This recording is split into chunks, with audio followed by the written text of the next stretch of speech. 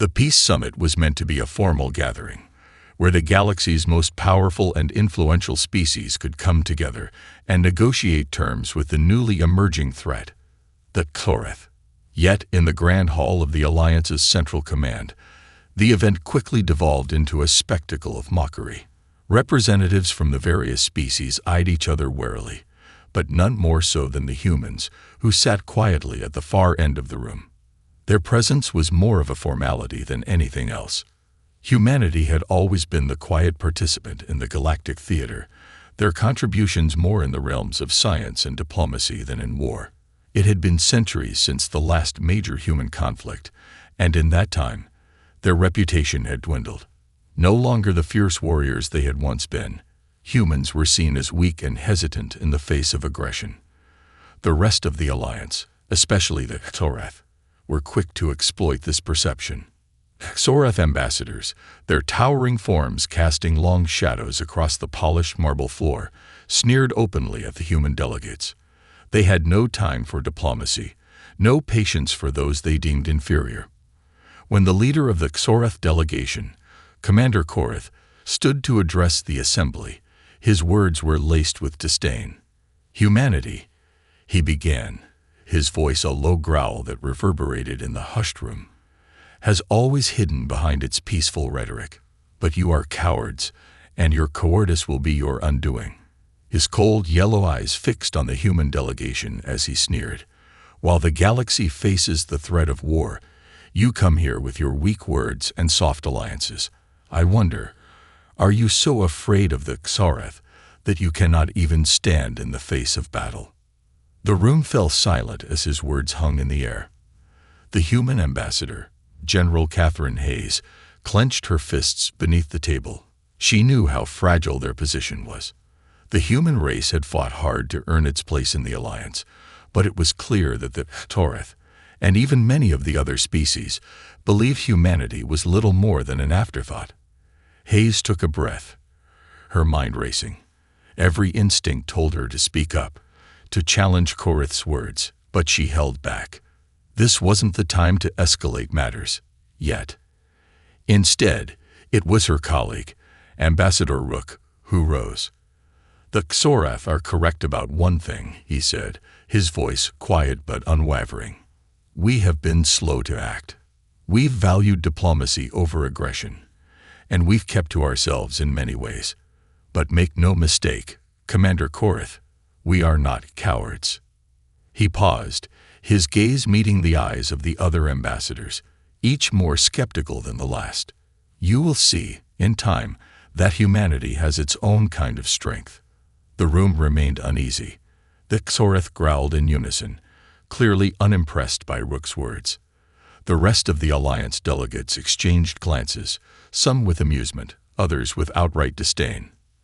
As the summit continued, the tension remained palpable. Humanity's position seemed more fragile than ever.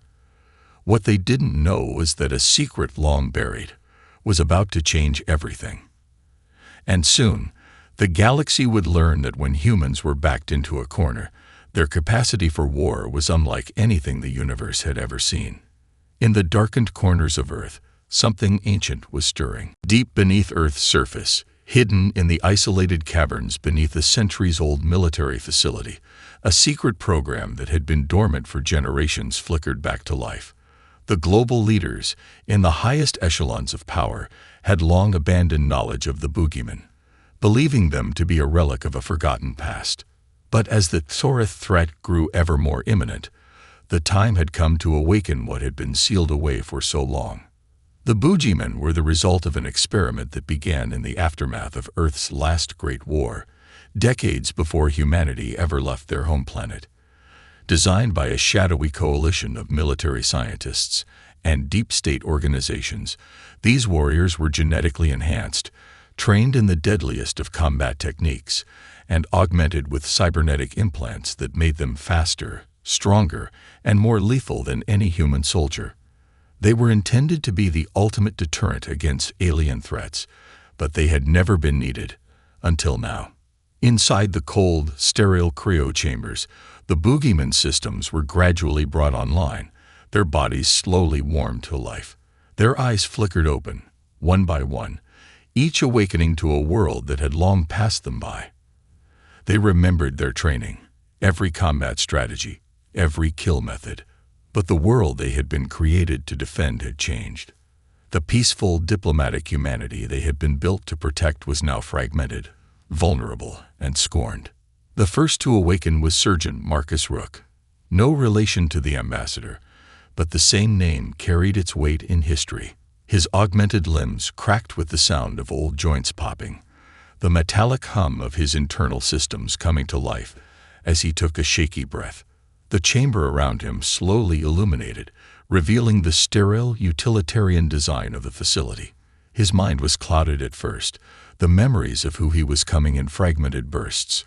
But then the training took over. His body moved on autopilot, scanning his surroundings, processing threats. He was a weapon, and he knew it. "Welcome back, Sergeant," a voice crackled through his earpiece, one of the few familiar things in this new alien world. The voice belonged to Director Lai, the head of the program that had given birth to the Boogeymen. "You have a mission." Rook's mind sharpened, the fog clearing. He recognized the voice but couldn't remember the face. He knew only one thing for sure. The galaxy had become far more dangerous, and it was up to him and his fellow Boogeymen to make it safer. As the rest of the Boogeymen began to stir from their frozen slumber, each of them was faced with the same reality. They were humanity's last hope, a final line of defense against a hostile galaxy that considered their species weak. Their mission was clear: fight, survive, and make the galaxy understand that humanity's strength wasn't just in their technology or their peaceful ideals. It was in their will to survive at any cost. In a secluded underground bunker, the team's leader, Captain Ava Morrow, was the last to awaken. Her mind was razor-sharp as her body came to life. She assessed her team, 7 other Boogeymen, all warriors like herself, ready to execute their orders without question. "We've been given a job," Morrow said, her voice steady, calm, and cold. "We'll do it, and we'll show them what happens when humanity is underestimated." Rook, already assembling his weapons, nodded. Time to remind the galaxy who the real cowards are. The Boogeymen were back, and this time they weren't taking orders from anyone but themselves. The galaxy was about to learn that when humans fought, they fought to win. And they fought to stay alive. The Xoreth had underestimated the humans, but that was about to change. The Boogeymen were deployed on their first mission, a crucial strike against a Xoreth invasion fleet that had been ravaging an Alliance colony on the edge of their territory. The colony, vulnerable and stretched thin, was on the brink of falling, and the Alliance had already given up on providing any meaningful support. Diplomacy had failed, and the Xoreth had made it clear they would raise humanity if necessary.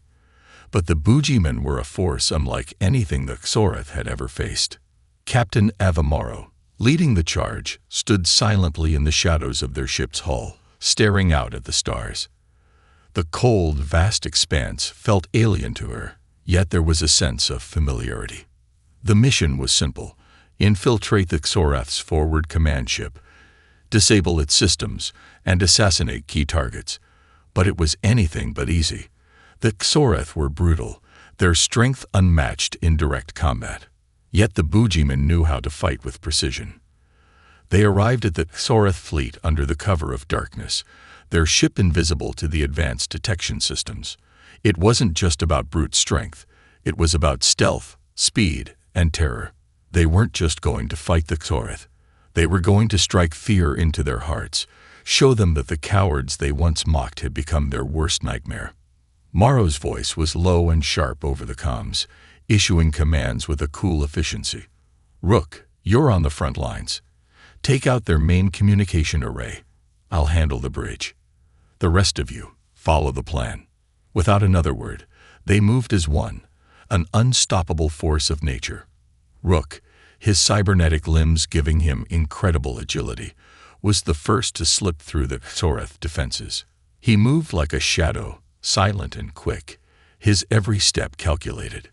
He found his way to the massive communication tower within minutes and with a single, well-placed explosive, he crippled their ability to coordinate. No alarms sounded.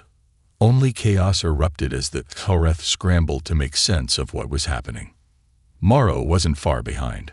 Her presence was more than just physical. She exuded an air of terrifying calmness as she approached the Xoreth bridge. The doors burst open with a single strike from her enhanced arm, and the crew on the bridge barely had time to react. They were trained in brutal warfare, but against the Boogeymen, they were children playing with fire. Morrow didn't hesitate. She cut down the guards with precise, lethal strikes, her movements flowing like a deadly dance. The Xoreth captain, a hulking figure covered in scars from countless battles, bellowed in fury, but Morrow was faster. In an instant, she had him on his knees, her blade pressed to his throat. "Tell your people," she whispered in his ear, "that the humans they thought they could crush are the ones they should fear." The Xoreth captain, blood staining his uniform, gurgled something incomprehensible before she silenced him forever. The mission was a success. The Boogeymen had eliminated the Xoreth command structure with brutal efficiency, leaving the fleet leaderless and crippled. As they made their escape, the Alliance forces in the area could only watch in disbelief at the aftermath. The galaxy was changing. The human cowards had just delivered a message they could never forget. The Alliance leaders, reeling from the Boogeymen's devastating success against the Xoreth, tried to keep the peace, but whispers of rebellion against humanity's newfound power continued to fester. Meanwhile, the Boogeymen were far from done. The Xoreth, furious and humiliated, had turned their focus to exterminating humanity's colonies. Their bloodlust knew no bounds, and they believed that wiping out these soft humans would be an easy task, if only they could break their spirit once and for all.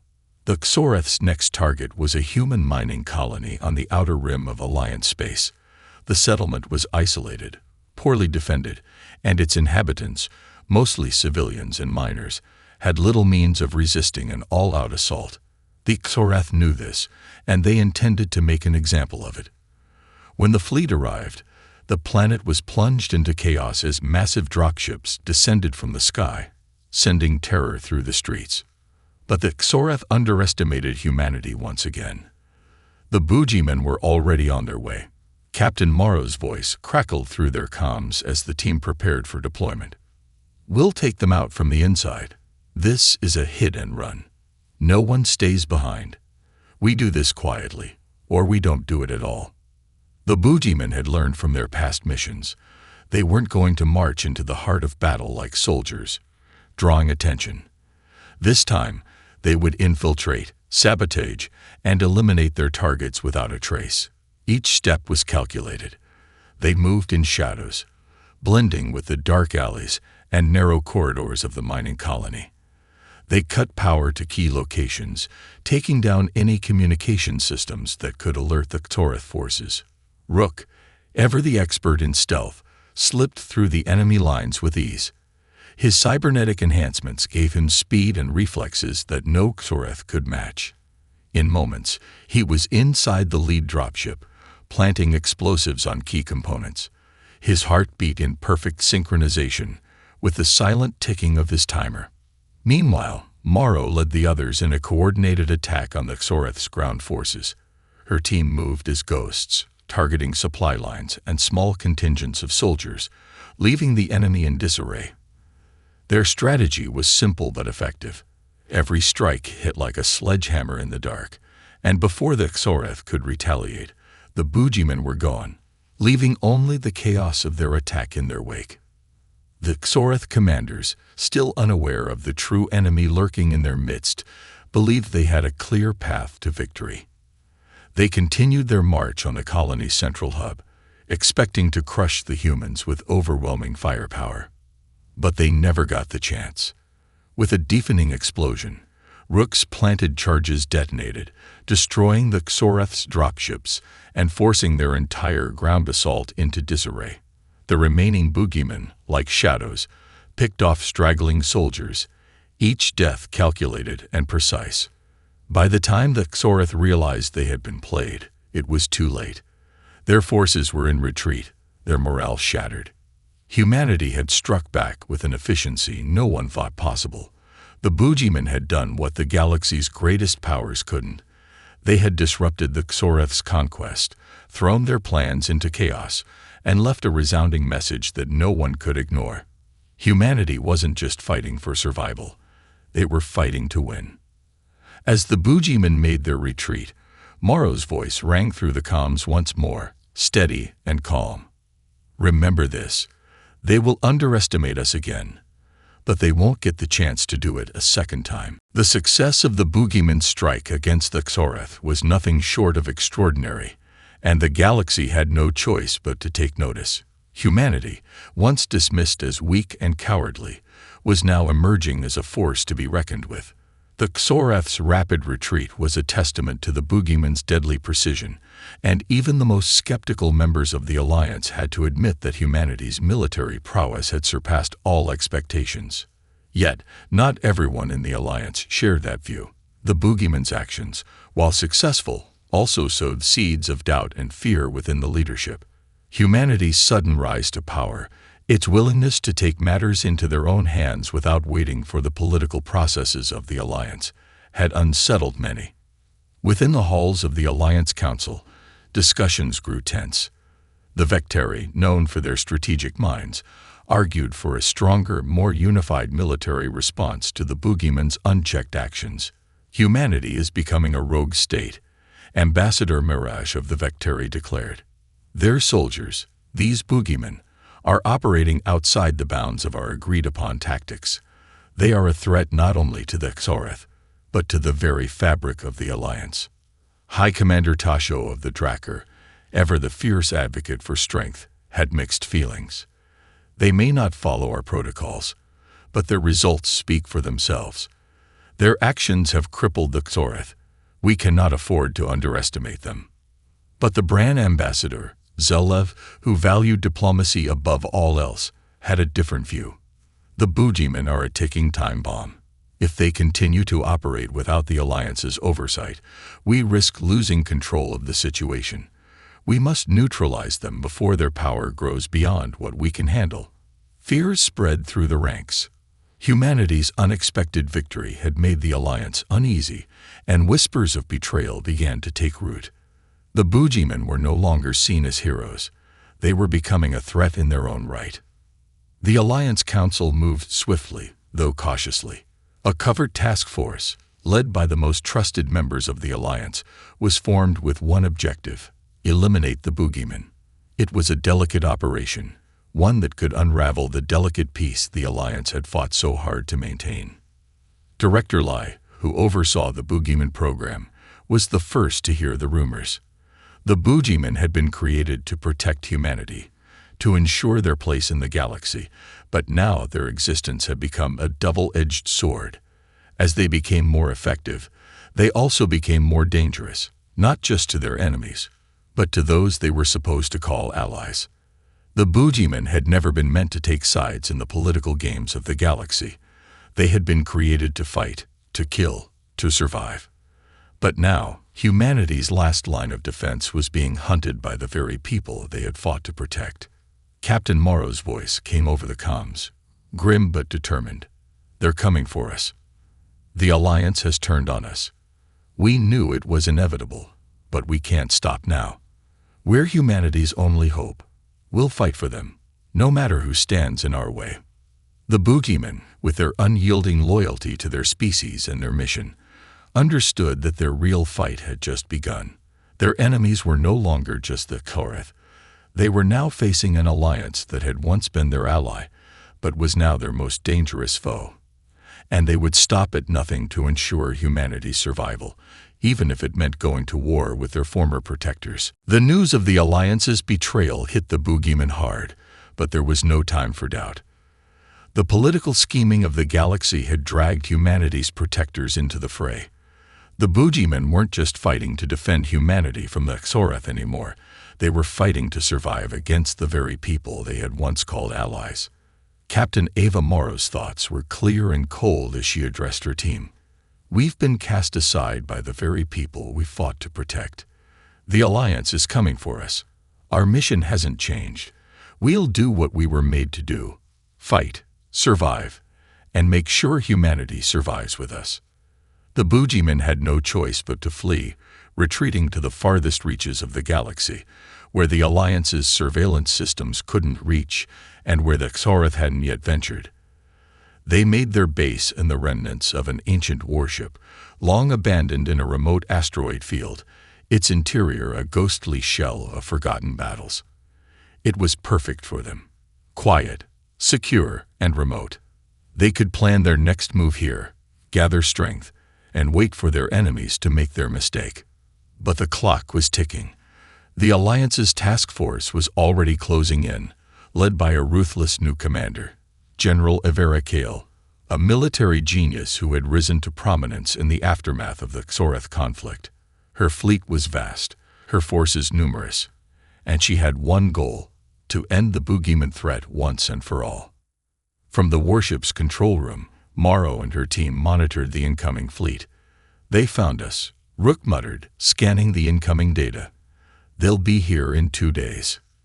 "Then we fight," Morrow replied, her voice steady despite the gravity of the situation.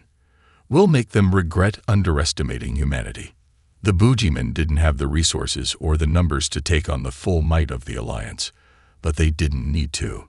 They were the Boogeymen, faster, deadlier, and more cunning than any conventional force. They knew how to hit where it hurt, to make their enemy fear every shadow, every corner, every sound. The Alliance might have the numbers, but the Boogeymen had something that could not be calculated: relentless determination and the will to fight for their people at any cost. The plan was simple. They would hit the Alliance fleet in small, precise strikes, taking down key targets, disrupting communications, and sowing chaos. They would fight as they always had, as shadows in the dark, never giving their enemies a moment to breathe. The night before the Alliance arrived, Morrow stood alone on the deck of the warship, staring out at the stars. She knew the odds were slim. The Boogeymen were outnumbered, and the Alliance was relentless. But she had seen what humanity was capable of, what they were willing to do to survive. And she knew that the Boogeymen, for all their combat prowess, were only one part of the equation. The real power of humanity lay in its ability to adapt, to fight when it seemed hopeless, and to rise from the ashes. "Tomorrow, we show them why they should never have underestimated us," Morrow said softly, her words carrying the weight of generations before her who had fought for their survival. The Boogeymen would fight until the last breath, because, in the end, humanity didn't know how to lose. The Boogeymen prepared for what would likely be their final stand. They had only a handful of hours before the Alliance task force arrived. The warship, still as cold and haunting as the day it had been abandoned, was filled with the quiet hum of anticipation. The crew, though few in number, were focused and calm, their weapons primed, and their resolve unshakable. Morrow sat in the war room, going over the final details of the plan. "Rook, you'll be in the field with the assault team. Disrupt their advanced sensors. We need to blind them long enough to hit their command ship." Rook nodded, his cybernetic arm flexing with a soft whir. "Understood. We hit them fast, hit them hard. They won't see us coming." Morrow turned to the others, her voice hardening with determination. "We're outnumbered, but we won't go down without making them regret their decision. This is our home, our fight." The Boogeymen were fighting not just to protect humanity, but to prove that they, as a species, could never be underestimated again. They were the ghosts in the dark, the unseen hand that had struck terror into the hearts of the Xoreth, and now the Alliance. They would fight like shadows, slipping between enemy lines, and creating chaos wherever they could. The first wave of the Alliance fleet arrived just after dawn, their massive warships slicing through the darkness of space like harbingers of doom. The Boogeymen watched as the fleet settled into position, confident that they would crush their enemies without issue. Morrow's fingers tightened around the edge of the control table. They've made a mistake. They think they're in control. The Boogeymen hit first. Rook and his team slipped into the Alliance fleet's blind spot, expertly dodging scans and leaving false trails to confuse the enemy. Their strikes were swift, surgical. They disabled the fleet's forward communications relay, cutting off coordination between ships. The Alliance ships, now flying blind, began to lose their sense of organization. There was panic in the air, systems were malfunctioning, shields flickering, and crews scrambled to regain control. As Morrow predicted, the Alliance underestimated the Boogeymen's ability to operate in the chaos of battle. They were not just a guerrilla force, they were ghosts. Their strikes were designed to disorient, to create the kind of confusion that would make even the most seasoned military leaders hesitate. The true devastation came when Morrow led a strike team straight to the heart of the enemy command ship. She knew that by taking out their leadership, they could cripple the entire operation. With precision, they infiltrated the ship, moving through its corridors like phantoms. The guards, trained in war but not prepared for the sheer savagery of the Boogeymen, fell one by one, silently and without warning. Morrow reached the command bridge, where General Evera Kale stood, surrounded by her most trusted officers. The Alliance general was confident, her eyes gleaming with the promise of victory. But she didn't see the Boogeymen until it was too late. Morrow struck first, her blade moving like lightning, silencing Cal's closest advisors in a flash. "You should have listened," Morrow said, her voice cold as she faced the general. "Humanity was never your pawn." The final blow was swift. With Cal's death, the Alliance fleet fell into disarray. Without their leader, the remaining ships struggled to maintain cohesion. The Boogeymen, relentless and efficient, took full advantage, using the disarray to strike at key targets with deadly precision. By the time the dust settled, the Alliance fleet had been crippled. The Boogeymen had done what no one believed possible. They had dismantled a force far greater than their own, proving that humanity's warriors were not to be underestimated. Morrow's voice echoed across the battlefield, calm and unwavering. "We're not done yet. Humanity won't fall as long as we stand." The Alliance fleet had been broken. General Evera Kale was dead, her command ship torn apart in the chaos. The Boogeymen, against all odds, had done what seemed impossible. They had delivered a crushing blow to the very forces that had once been humanity's supposed protectors. The stars around them were silent, save for the faint echoes of battle, as the Boogeymen stood victorious. Captain Morrow stood at the helm of the warship, staring out into the vast emptiness of space. The victory had come at a cost. The Boogeymen had lost comrades in the attack, and the toll of the battle weighed heavily on her. But there was no time for mourning. The war was far from over. "We did it," Rook said, his voice steady but tinged with exhaustion. He looked at Morrow, waiting for her reaction. Morrow's gaze remained fixed on the stars. "We've won this battle, but the war is still ongoing. The Xoreth haven't been fully defeated, and now we've made powerful enemies within the Alliance. This victory, while important, is just one chapter of a much larger story." The Boogeymen knew that the fight would not end with the fall of one fleet, the death of one leader. Their actions had shifted the balance of power in the galaxy, and the ripple effect was undeniable. Humanity was no longer an insignificant species to be dismissed. They were now a force to be reckoned with. The Boogeymen had proven that, but they had also made it clear to the galaxy. Humanity would not be ruled, not by the Xoreth, not by the Alliance, and certainly not by anyone who underestimated them. "Where do we go from here?" asked Jax, another member of the team. He was a tactical genius, always planning 2 or 3 steps ahead. "We've shown them we can fight, but now we have to decide what we're really fighting for." Morrow turned to face him, her expression unwavering. "We're fighting for humanity's future, for their freedom. We may have won a battle, but there are more to come. The Xoreth won't stop until they've wiped us out, and the Alliance, despite what we've done, might still consider us a threat. We need to make sure humanity can survive whatever comes next." Her words rang with authority.